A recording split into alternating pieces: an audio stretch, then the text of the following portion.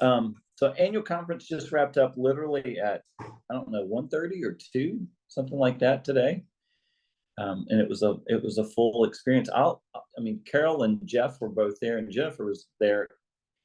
You want to share anything, kind of your highlights? Jeff, it was your first annual conference, so I would love to hear from you. Yeah. Yeah, at first, I truly appreciated the opportunity as the lay leader to be a part of it. As Todd mentioned, it was my first Kentucky annual conference. And so it was all a new experience to me. It was very clear that there is a significant amount of passion and love towards the United Methodist Church. It was well represented, of from the various locations around the state that make up the conference itself. I think early on, those that had been there before, kind of felt the disaffiliation firsthand by the amount of people that were in attendance. So I think that number had been down from, over 1,000 perhaps in years past to about 400. I think 420 folks were voting. And so definitely smaller than what it had been, but having no experience before, I could only rely on others to talk about it. So it was interesting, again, to hear the various presentations from various ministries that the United Methodist Church, our conference, supports.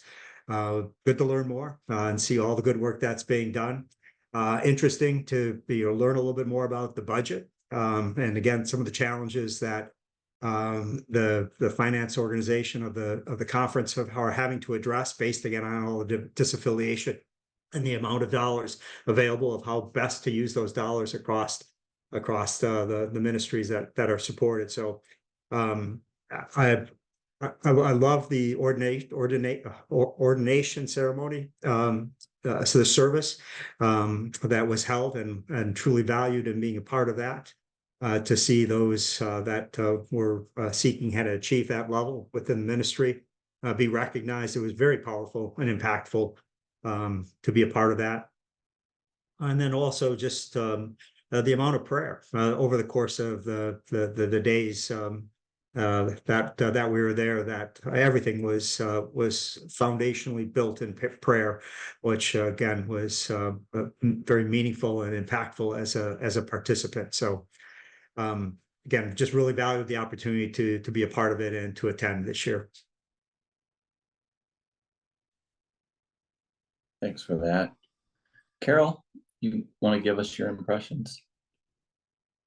Yeah, I mean, I think it's a time of being able to reconnect with people that we don't see all the time, and clergy and laity alike that we've built relationships with. I think for me, like Jeff said, I mean, the numbers are down, and over the last couple of years, I've noticed that, especially in the ordination and commissioning service, and I did notice that they called it the ordination and confirmation service on the Kentucky publication. So I thought, well, need to work on that. But the last couple years, I think in 2022, when I was commissioned, there were 4 ordained. Last year we had 2 ordained, and this year we had 2 ordained. We did have more commissioned this year than we did last year, so that was at least an encouraging sight. The 2 ordained are 2 men I've been in residency with, and it was wonderful to be able to celebrate them. But to see that, but I think on the other side of that, as the mantle was passed in morning worship, only 2 retired this year, and normally that's a lot larger of a group as well. But I would say overall, the spirit of the place is longing to see the United Methodist Church heal and to move forward in discipleship making. How we accomplished that was not fully agreed upon. I think the conversation, some of the motions brought forward, even ones from our church, were at least recognized and worked towards to be able to be done in the proper manner. And for that, I'm grateful.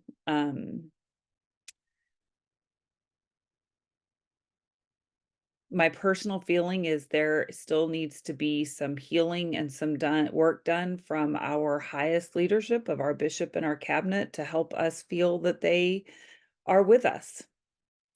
And there were a couple of things said that that it gave me pause. And it's hard when we feel like we have done everything we can to stay in this and to be with them.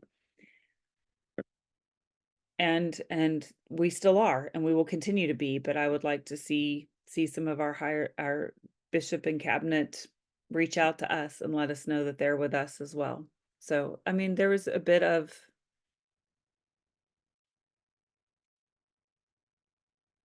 yeah, just a bit of sadness in that for me, I guess is maybe the best way to put it. But overall, I am beyond grateful for our team and for the people that we have relationships with around our district, being able to spend time with friends from Hope Springs and Nathaniel Mission and Wilmore United Methodist and other places that are a part of the Lexington district to say we care about one another, and that for me is a blessing. So the idea of holy conferencing, I do believe, took place. Within that, there were difficulties and trying times, but if we go back to what it was intended to be, there was definitely that took place.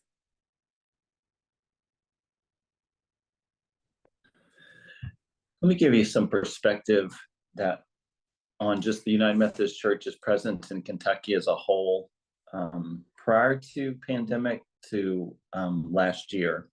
So prior to pandemic, there was over 46,000 average attending worshipers on a Sunday morning that would be in a United Methodist Church, 46,000 and some change. 2023, that number was 19,000. So you just kind of begin there, and you can see how everything extrapolates, in terms of funding, in terms of just the feeling that there's fewer people to continue to do the width of ministry that the annual conference, longs to do and has done in the past. And we've seen that in a variety of ways. We are having the most difficult time getting our relief funds from our bank account to the people who need them. We're still holding money from Eastern Kentucky flood. We're still holding money from Western Kentucky tornado, the first one, that has not been implemented. And so it's those sorts of things that you realize, oh, wait a second, there's a far less hands here to do the work. And when we get these big responses that people are generous after one of these devastating, events, then it's like, well, it's great, we've got this money, but what do we do with it? And what we're finding is that we're having trouble getting it implemented. UMCOR is a shell of what they used to be. UMCOR, we always said, and I said for, forever, as far as I'm concerned, or, I don't know, since I started this, that UMCOR was always the first in, and then we would be the last out. We were the long-term players. And that's just simply not the case anymore. When the tornadoes went through Western Kentucky, our group that we're close to in Bowling Green called UMCOR and said, hey, we would love to be helpful. We could be a resource. We've actually had people in the church impacted by the storms, and just let us know what we need to do. And UMCOR basically said, well, you are UMCOR. And they're like, no, we're the victims. We've got to pick up and clean our houses and yards. And they're like, no, but you're UMCOR. We're not coming. There is nobody to come. We'll be consulting with you and help you trying to figure out how to best, set up long-term things. But, and so I think that is beginning to set in, that the decision is, do we rebuild these things that have been for a generation plus, something that we've always looked at with a lot of pride and have accomplished great, or do we start from scratch and are like, wait a second, it makes no sense to go back and do this? And one of the areas, and I know Linda will be very concerned about this, higher education, our campus ministries are just on the struggle bus right now in terms of their ministry, and in terms of the funding sources. The conference about 10 years ago decided to pull back funding because they just saw where this was going and said, hey, we want to give you 5 years to figure out a new funding strategy. Well, it's been 10 years. There's been no plan set forth. And there is a lot of hurt feelings of, wait a second, we're walking away from campus ministry. And we're like, no, we're not walking away. We've given you 10 years to figure out how we do this in a more effective way. There are campus ministries that literally have a handful of kids that they minister the entire year. And there's others that are quite larger. So I mean, I'm not saying I'm not going to paint with a large brush, but it's one of those things that I think we've just got to, can we do 11 campus ministries anymore? Or do we need to, focus on 2 or 3 that are doing really well and fund those fully? And so I think there's a lot of those kind of things that it takes some grieving cycle, a part of the grieving cycle, just to get past the awe and the anger and move past the apathy into, okay, what do we do now? And I think that's where we are. But now you multiply that by 5 or 6 or 10 areas, and all of a sudden it just feels a lot. So I feel like we've got good leadership in some places that will help us, but I also feel like we've got no leadership in other places just because there's nobody with those gifts and graces stepping up. And so I think that's one of the things. I think one of the from our perspective, probably the thing that we were most involved in is we as a church, our ad council in May voted to send a letter to annual conference that would basically say, we really feel like there needs to be an exit strategy for United Methodist churches who were told, if you'll wait to general conference, don't do anything, that if things change, you'll be given an opportunity to move and to leave. Well, that has not happened. And we got to annual conference, and on that Tuesday, there was a lot of hurt feelings, and a lot of pastors or at least one pastor got up and said, I told my congregation that there would be another path forward, and now you're telling me that there's not. And my DS was assuring me, and the bishop has actually put out statements saying, don't leave, there'll be a way forward for you. And it kind of hit home that there was nobody going to advocate for the way forward. And so anyway, we stepped into that gap on Tuesday, which is what Eric saw on the we had one swing and miss and fall on our face, and then we got our act together and came back this morning and forwarded a motion that the bishop and the superintendents would work together to figure out an exit strategy for congregations who felt like they needed to leave. And that was passed 52 to 48 percentages. So you can tell that we're still deeply divided. Probably there's not 52% that are traditional left by any stretch. I think there's a group of centrists who felt like this was really an integrity issue, that there was enough people in the conference leadership and said, stay, we'll make sure that if you do need to get out, you can get out. And so they felt like that was necessary. And so that we've at least offered that, it's been accepted, and now the conference leadership has to kind of take and run with it, and we'll be watching. So I think that was one of the big things that happened. Everything else, nothing came out of an annual conference that you would expect that would be any different. No changes in terms of apportionment giving. There's no changes in terms of your clergy. So all the clergy were reappointed for another year. most of the things just happened. Any questions about this? There's just a couple of us on the call, so let's kind of take it as we go. Is there anything that I've said you're like, oh, I would like some more information? Well, I Yeah. know Ernie he kind of felt blindsided, but I think you did too. He was under the impression that after they voted, I've all along said I trust you all, I trust Todd. He wouldn't tell us this if it wasn't going to happen. So he thought, I guess he thinks that now he has to believe all these things to stay in the United Methodist Church. So to me, this is a positive thing, that if we decided we wanted to exit, maybe there'd be a way to do that. I'm not saying we want to, but it sounds like what they originally said. Yes. I think the bishop wanted to be able to honor what had been spoken. The trustees were careful to say that no promises were made, but I think there was pretty, there may not have been Implied, in at least. writing. Right, Yeah. right after the trustee said that, though, the bishop did say, well, there were those of us that led you to believe that the bishop did own that from the platform. So, yeah. And Linda, we've gotten that question. Do I have to believe everything that came out of General Conference in order to remain United Methodist? And I think our answer has been pretty well consistently that we're going to have differences of interpretation around some things.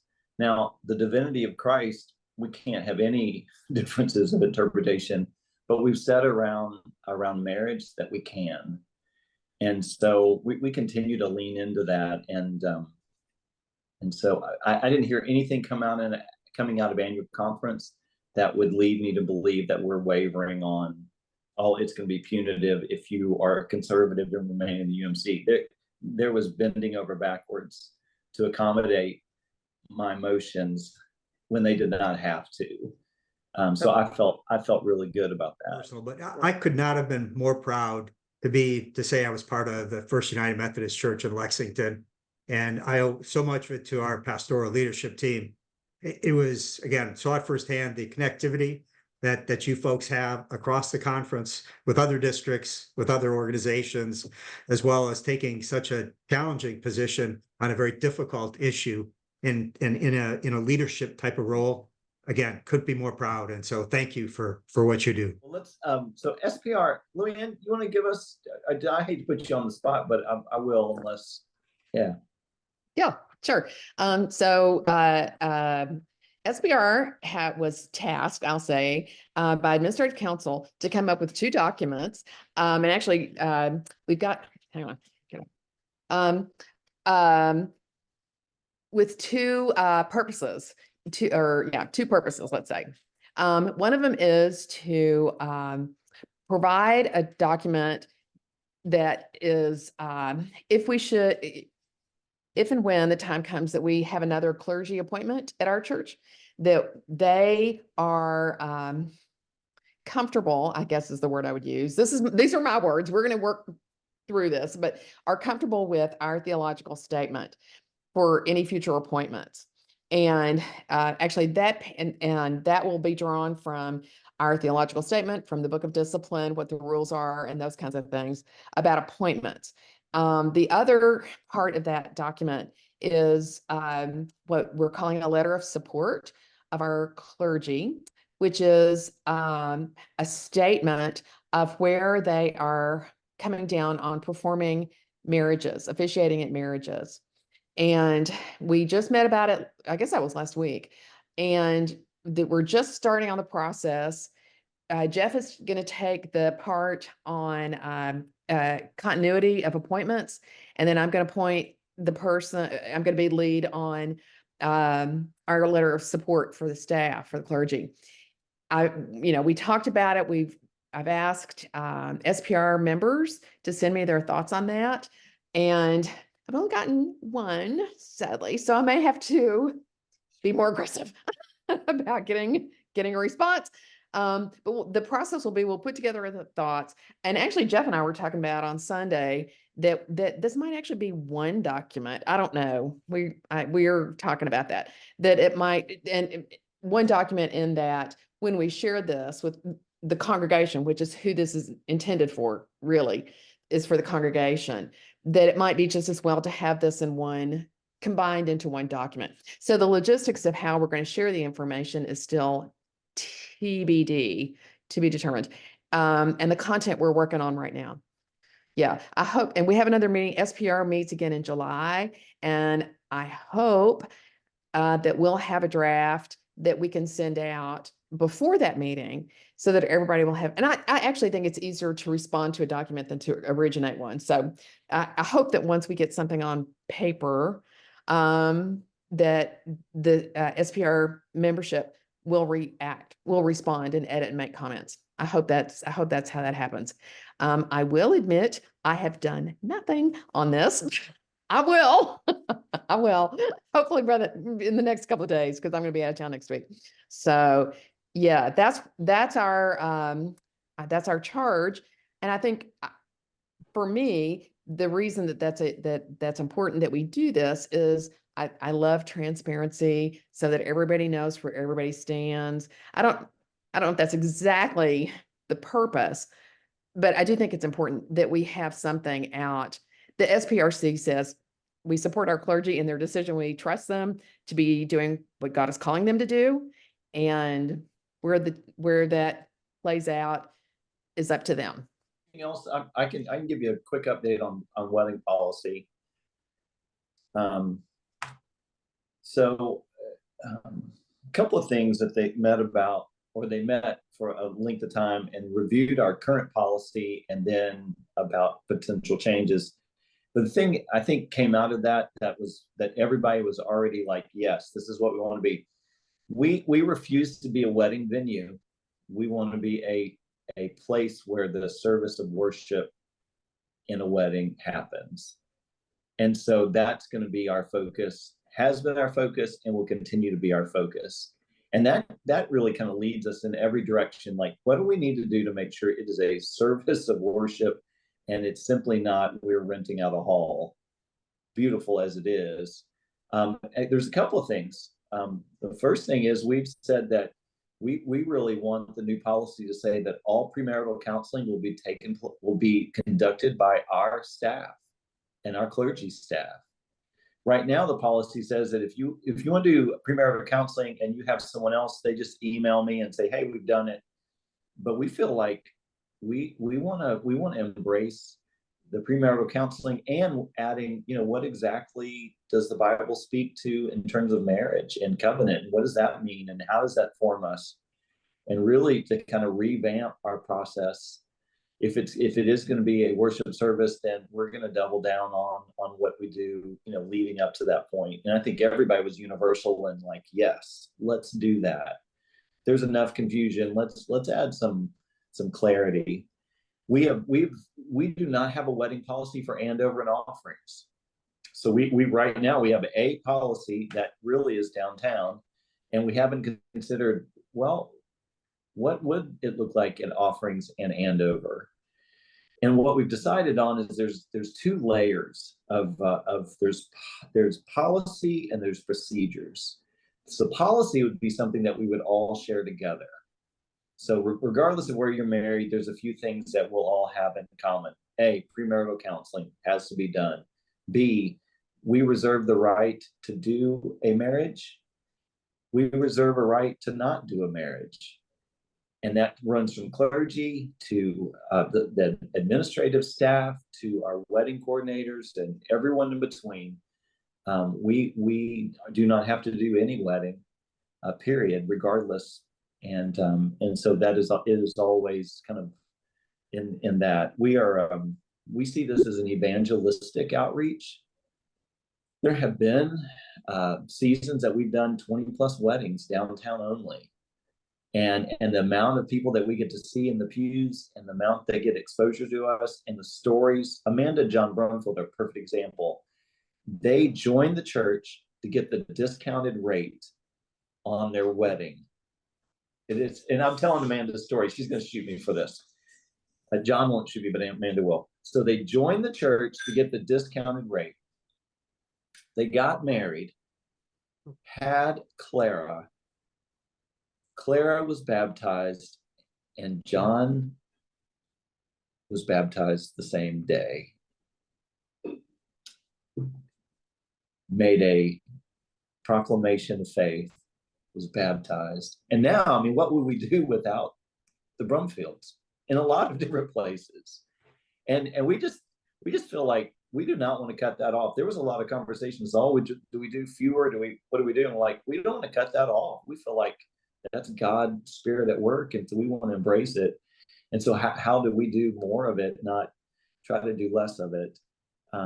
And we see that as an evangelistic outreach, and that's something, across the board.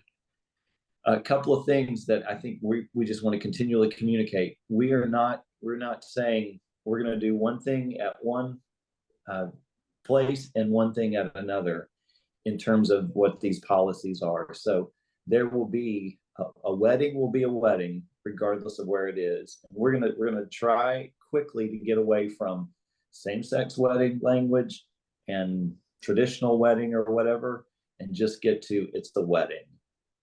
And I know it's going to take us some time, but at some point we've got to move in those directions.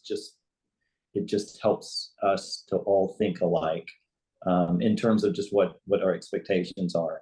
So there had been some concern, and there had been some things that come up like, oh, maybe all, and I'm going to use this language because we're not there yet, maybe all same-sex weddings are at Andover and downtown doesn't do any. And that simply will not be the case. A wedding will be a wedding regardless of where, which location is going to host it.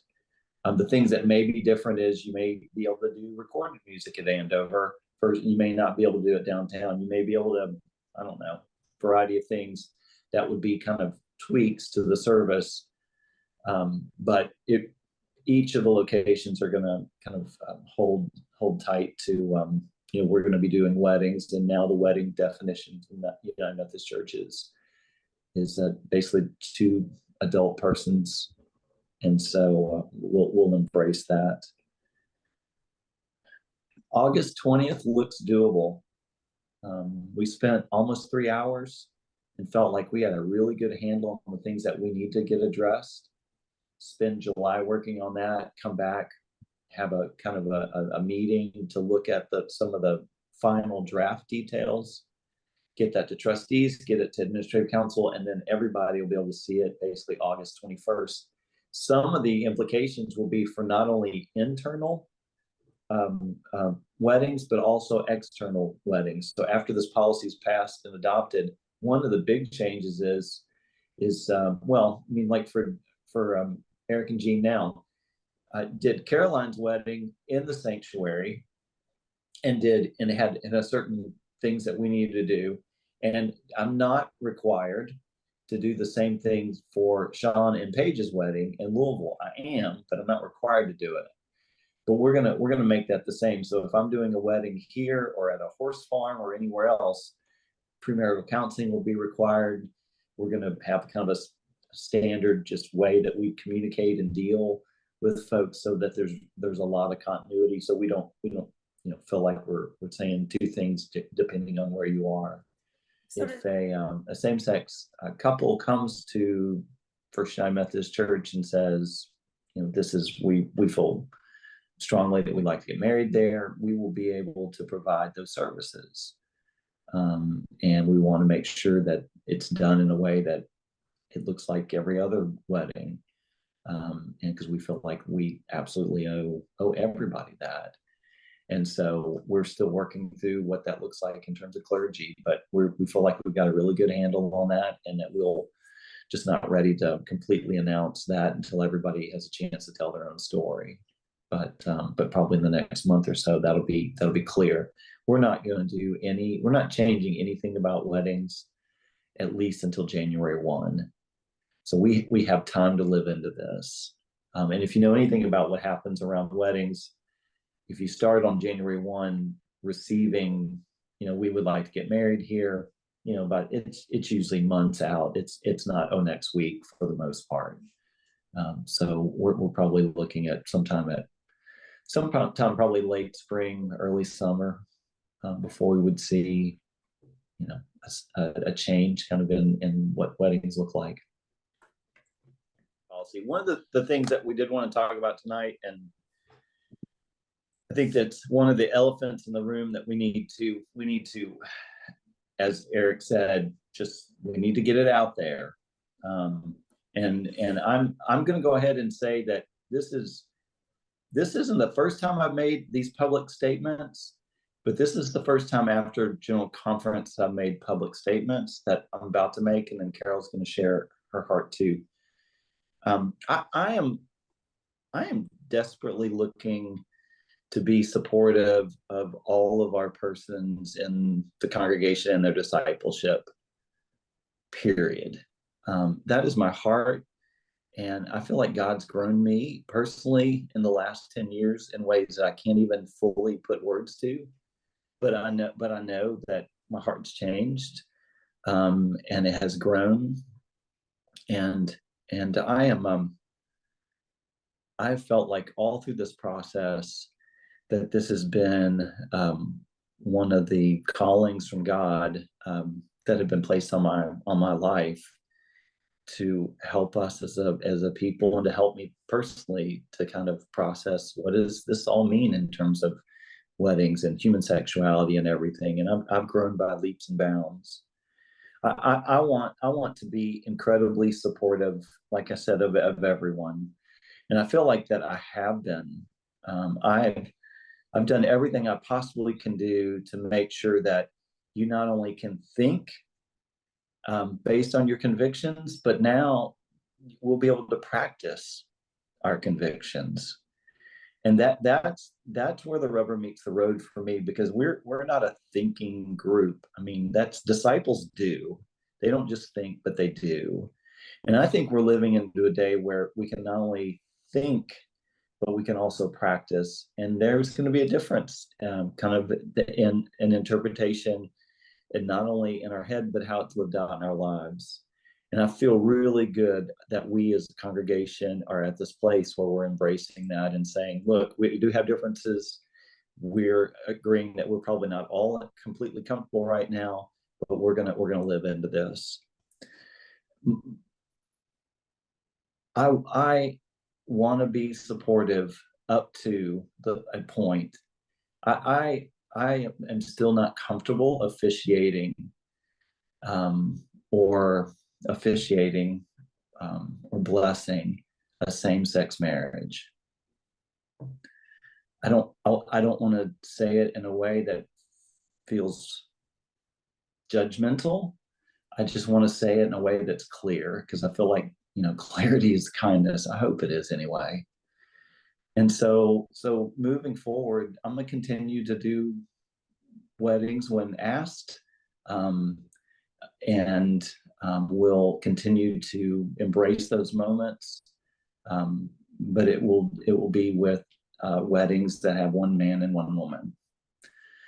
I want to be supportive of any wedding that takes place in any of our sanctuaries. And I can do that in a lot of ways. I can be supportive administratively to make sure that we've got a great process, and that people feel like that they are just that the day was perfect, and that God was there and we were responsive and great hospitality. I can make sure that happen, and I'm going to make sure that happen.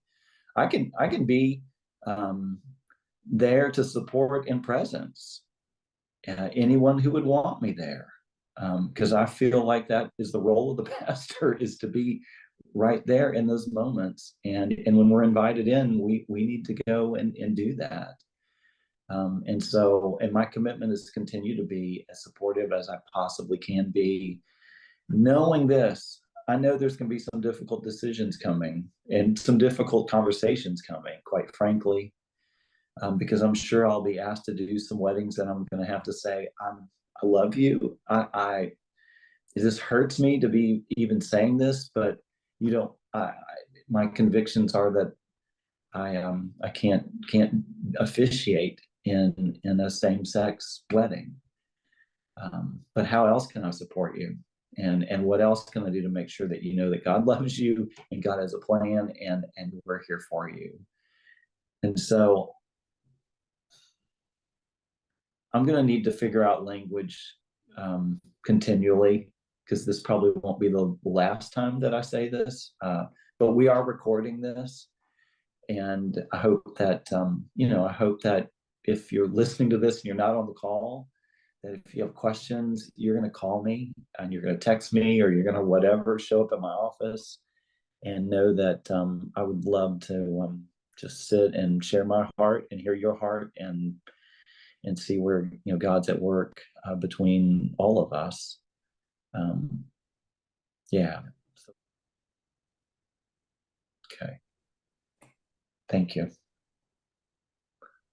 Reverend Cooper. Should have let me go first. Got me crying. Goodness. Carol, we wouldn't expect anything less. I know. For years, I feel like I've been struggling and discerning this. Just like Todd. I'm not decided yet, so I'm just gonna say that straight out. Part of that is discerning with my family, and our bandwidth has been stretched the last couple years, and so we have not had that time to process and work through that as we want to. I'm like Todd, I will support. I don't do that many weddings, so let me just say that right now. I've done 2.5 my whole time, and the half was Madeline Nelson Thompson, Thomas Thompson. And I wasn't even licensed yet. I just got to help start that off and give it over to Todd so he could be dad and pastor. But part of my role as clergy has been to do quite a bit of the premarital counseling, especially for people who are outside the church and are bringing in their own pastor. And I feel very comfortable in saying I will do any premarital counseling. I feel like that's a place I can be a voice of the calling that I've been given, so that I can help share the gospel and help share what it means to have marriage tools and skills to be able to help any marriage thrive. So that part I am very comfortable continuing to do, and we'll do that for any couple that might need that might come to our church to be married. I will happily do premarital counseling. But as far as doing weddings right now, I'm still discerning, and will let you all know and be as transparent as I can when I get to a decision.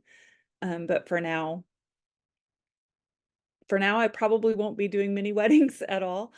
I say that, and I don't say all, because if I have several cousins with kids who are old enough to be getting married, and if one of them called and asked me to do their wedding, I would probably want to be able to do a family wedding. So I'm not going to say none, but for now I will be waiting until I feel like God's given me a clear direction on what I'm supposed to be doing, and we'll keep discerning and praying and ask for your prayers through that. But again, I'm with Todd. I would be there. I would offer a prayer. I would offer love. I would offer support and presence in any way, shape, and form I can for any wedding that might take place that they would ask me to be a part of.